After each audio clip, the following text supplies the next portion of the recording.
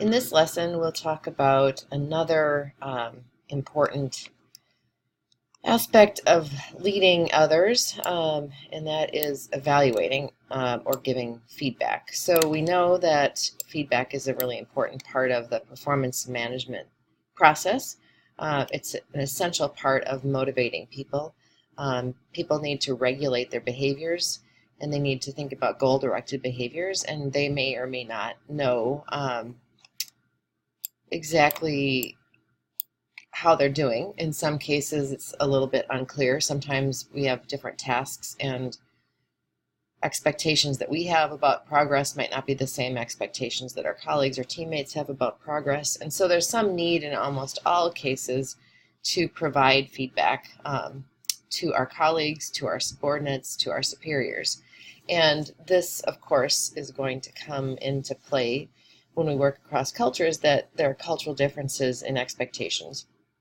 The reality is everybody needs critical feedback, everybody needs positive recognition as well, but how that's conveyed and what's expected and what's likely to be understood based on our different approaches to providing critical feedback will vary around the world.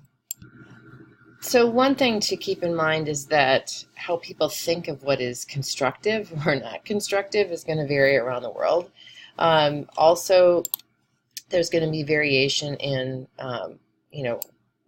what maybe is seen as frank versus diplomatic feedback, or really, honestly, the expectation that feedback is given in kind of a frank, direct way, or kind of a more subtle, diplomatic way. And one kind of caution note here is that this is not the same as communicating. So, for instance, we talked about in communication, high context and low context, explicit and implicit communication, expectations around the world. And it's not as simple as to say that people in high context cultures will be more subtle or diplomatic. In fact, there are situations where communication expectations are very direct and explicit, but something like giving critical feedback is much more subtle and carefully crafted. So, for instance, the French are more high context in terms of communication. There's more information that you need to kind of read between the lines about the circumstances, who you're talking to, the power and status position of the circumstances, but they tend to be more direct in what Americans might think of as blunt when they give criticism. So the critical feedback is going to be straight up and feel maybe rude to us as Americans. In contrast, people from Spain and Mexico are relatively similar in kind of how they are on high context and low context, both on the higher context side. But the Spanish are definitely more direct in giving negative feedback than the Mexicans. Mexicans might be a little more circumspect. It might be a little harder to understand that someone really has a problem with what you're doing, your performance. I think we saw that case in the Van den Bosch email, so you could go back and take a look at that, where Mendoza, kind of goes through the questions. And we heard a little bit about that, I think, from Luis, that's not uncommon in Spain either. But it also depends a little bit on what the relationship quality is. And so sometimes this will vary if people don't feel like they have an established relationship. They may change the level of directness that's happening.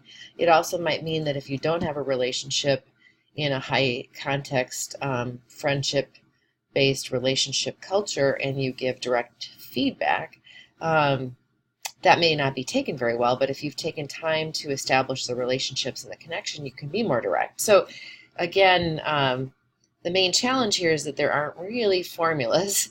There are kind of general tendencies, and I'll present some of those in the rest of this lesson. So you want to be thinking about this. It is related to explicit and implicit, but not perfectly correlated. You could review your notes on upgraders and downgraders. What you'll see is that in more direct-based expectations for critical feedback in cultures that are more direct, you will see more upgraders and kind of these forceful adjectives used. And so for someone who's not used to that, it might feel like someone is being too aggressive, on the attack, inappropriate. And so if you feel that happening, that might be something just to think through, that it could be just a style difference rather than someone attempting to be rude or aggressive. I think like almost as important is the idea of these downgraders. And if you look back at that lecture from last week, where we talked about kind of the Dutch versus the British, and the British are famous for these kinds of downgraders.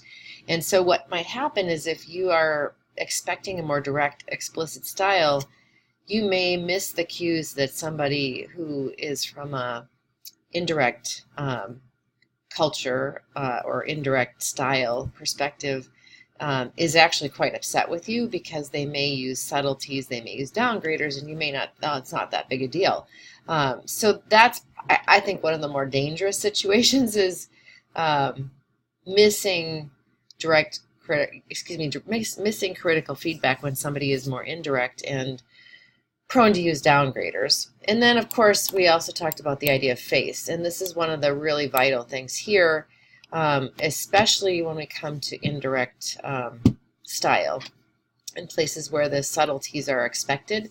The risks are high for losing face or causing someone else to lose face, which is a very significant affront if that happens. So there's a little bit of research out there. I like to sometimes sprinkle a study that I've seen in here, but this is kind of an example of variations in expectations of what motivates people. And this particular study was a comparative study looking at Sweden and Russia. So this is two countries that we have teams looking at, so I thought it might be kind of an interesting one to share.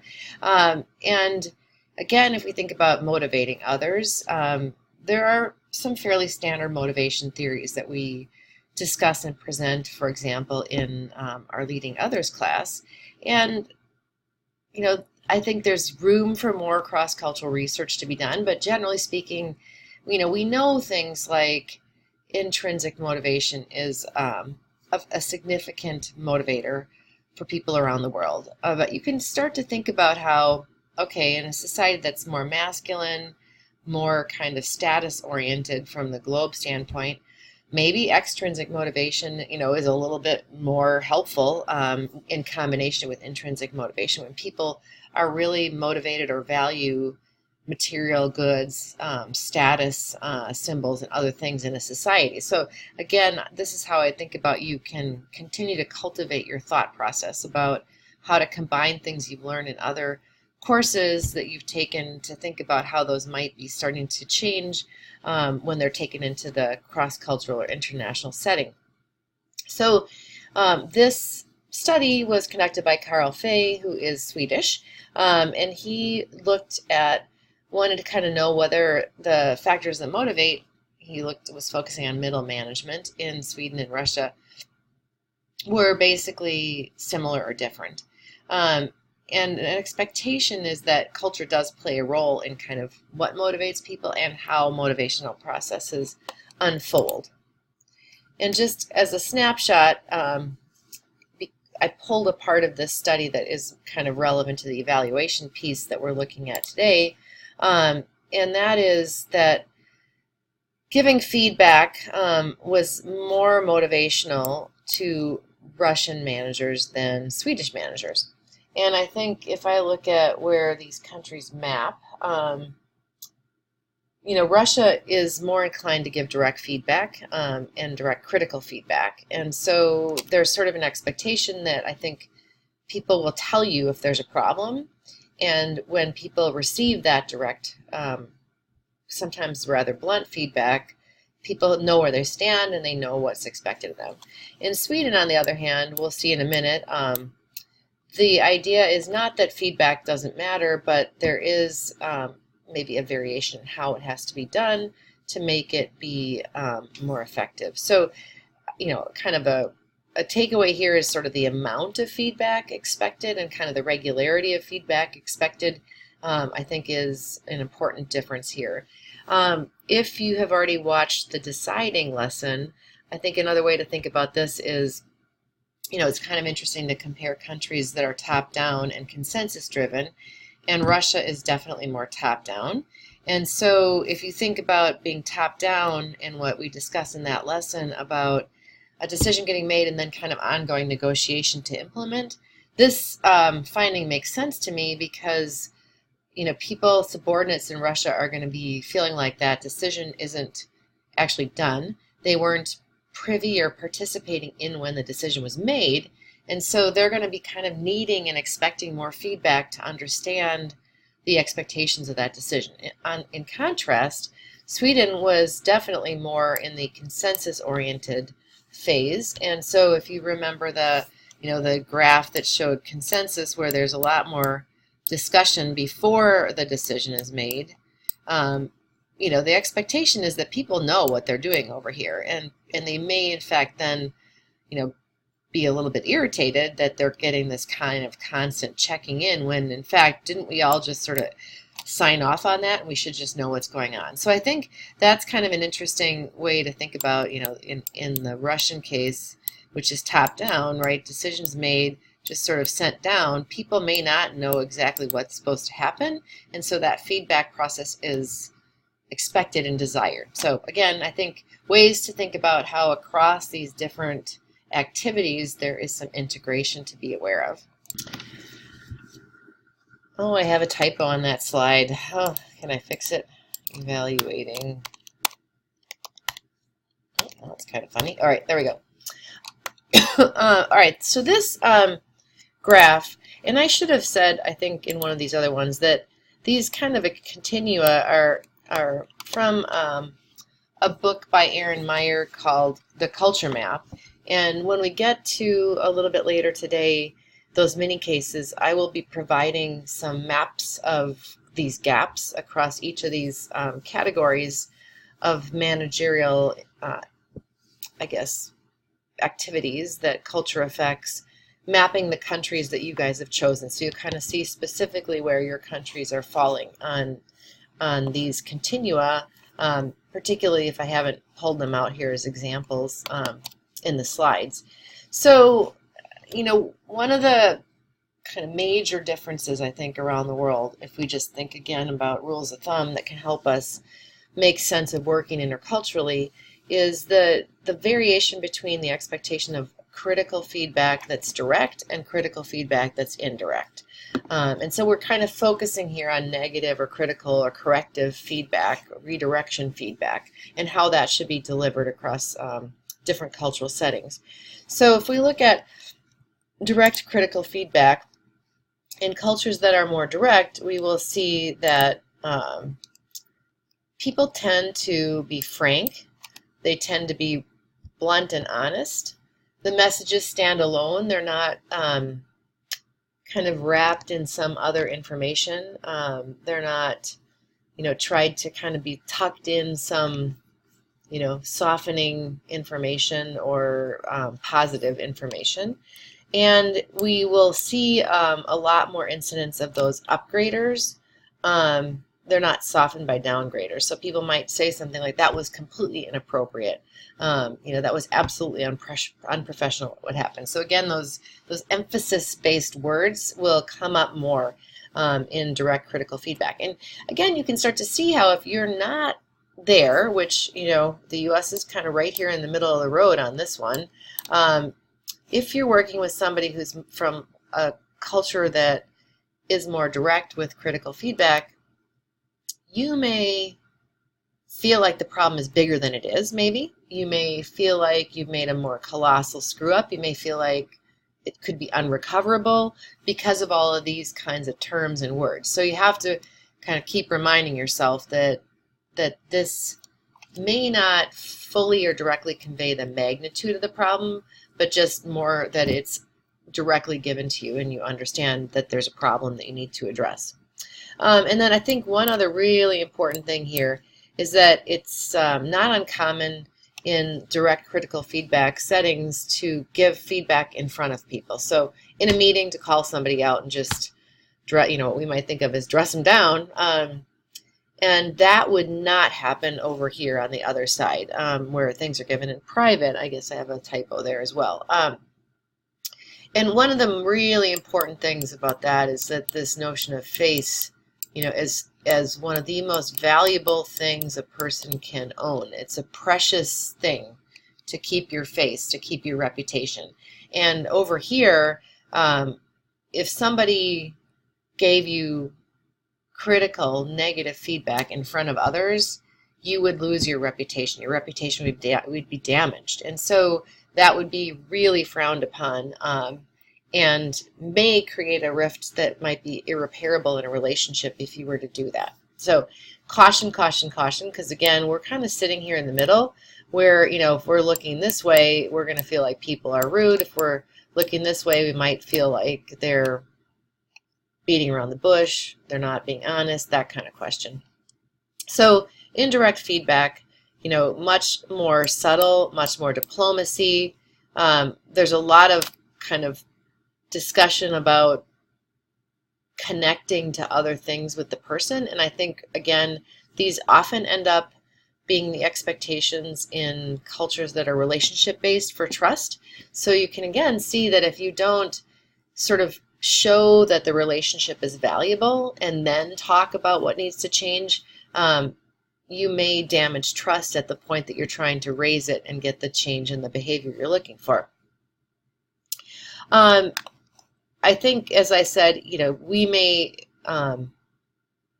mess up from the U.S. and not realize someone is quite upset with us if we're getting feedback, from a place in the world where this is much, much more subtle, where there's much more messaging kind of within the message. So we do need to kind of keep in mind this idea of communicating in high and low context. But a cautionary note is that this does not correlate perfectly with high and low context. So if you look over here, Russia is actually a fairly high context society where you do need to understand, where I am in the pecking order, what the status is, who am I dealing with, to really understand, the intensity of the situation or circumstances, for example.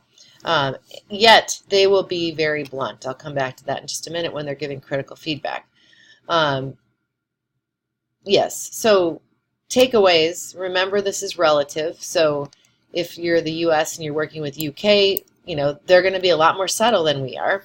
If you're the US, we actually are not terribly blunt. And if we're working with somebody in the Netherlands, odds are very high that we might feel like they're rude and they're aggressive when they tell us feedback, and they don't think anything of it. I just think that that's what you do. You practically just provide people directly what you're thinking. Even if you think an idea is garbage, you might say that it's garbage, and you expect that people understand that's just about the task. It's not about the person.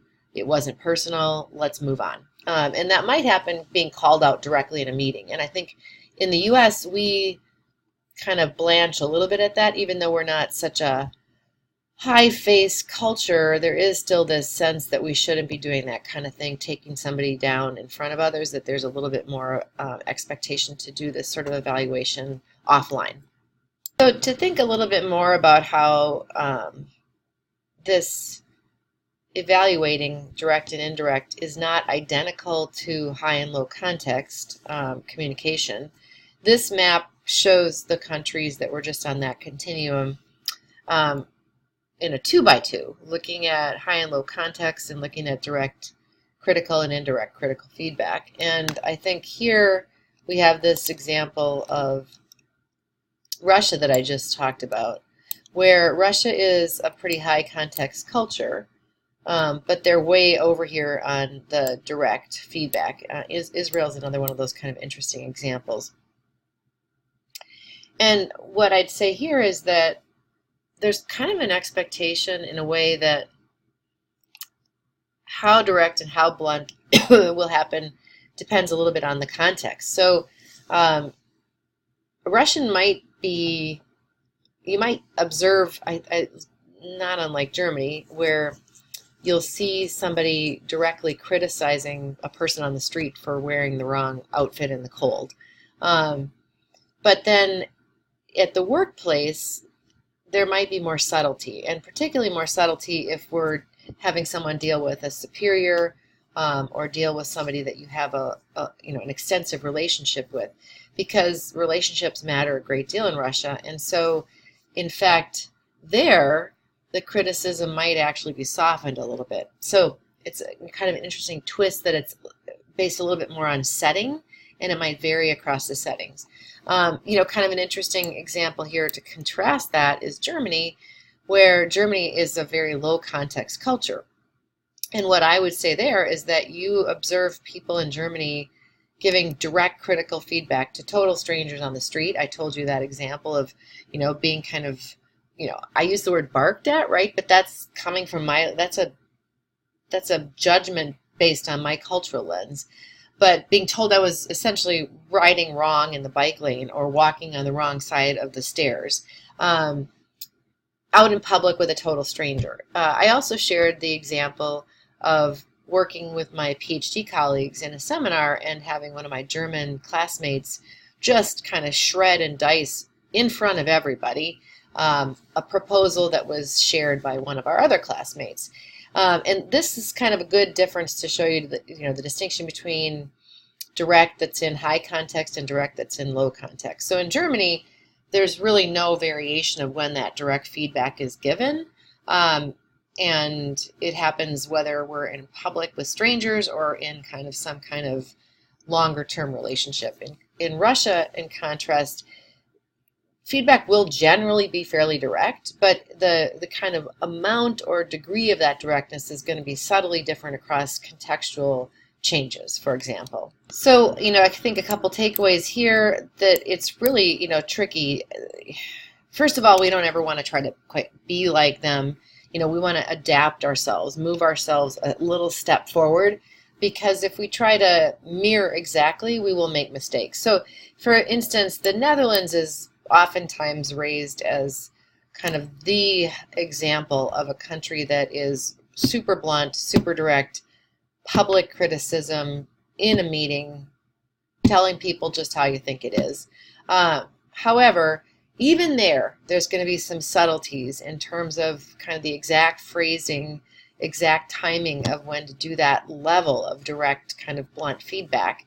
And we won't get it from the US. We will make mistakes. So the answer is not, okay, I'm going to go to the Netherlands and I'm just going to let it rip and just tell people what I think in all situations, because you will still mess up and there will be problems with what you're doing. So again, if we think about the examples in the past where I've created that sort of Venn diagram of overlap, so we think about us and them, right? So if there's a gap, which we see here, there's a gap, what we're trying to do is move a little bit in the direction where we pick up the directness of our feedback a little bit. Kind of looks like an egg. We pick up the directness of our feedback a little bit just so that we are a little bit more effective, right? So that's what we're trying to achieve here when we're thinking about adjusting to gaps in these evaluating styles.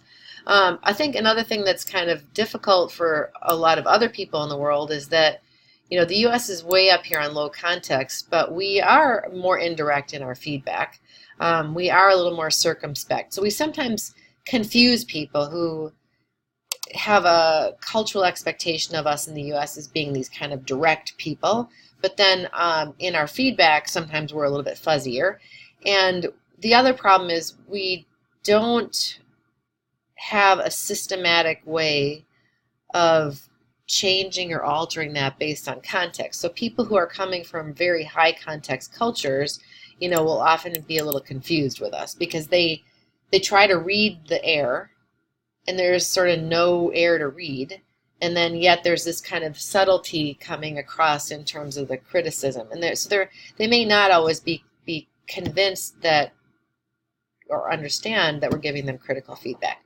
And I would also, so again, we can kind of make people confused. And I think the other thing when we think about power distance, and we'll talk a little bit about leading in another lesson yet today, and decision making, frankly, too. If we're in a place that expects top-down decision making, has high power distance, expects directive leadership, which is oftentimes down in the quadrant here with high context. Those are often correlated with those cultural values dimensions. Then again, there's going to be this expectation, especially for leaders and superiors, that maybe there's going to be a little bit more directness of that feedback. Though, remember, it might be direct but private. So that's another way to think a little bit about adjusting that when you're working with high context cultures, is you might, if you're in a leadership role, want to be a little more direct, a little more directive, but in private, offline, not in public, in front of other people, where you might cause a loss of face.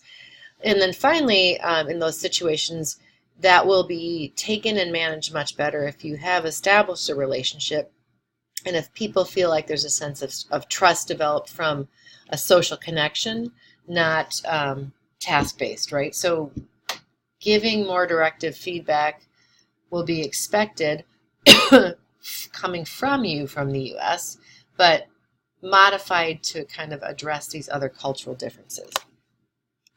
So with that, I hope that kind of helps process a little bit about some variations. But remember, again, that what we want to do here is just be careful about that overlap, that we cannot try to be like them, but we can make some sort of baby step moves to adjust and adapt our behaviors to be a little bit more in that direction, so that things are a little bit clearer, a little bit closer to what expectations are by people from that particular location.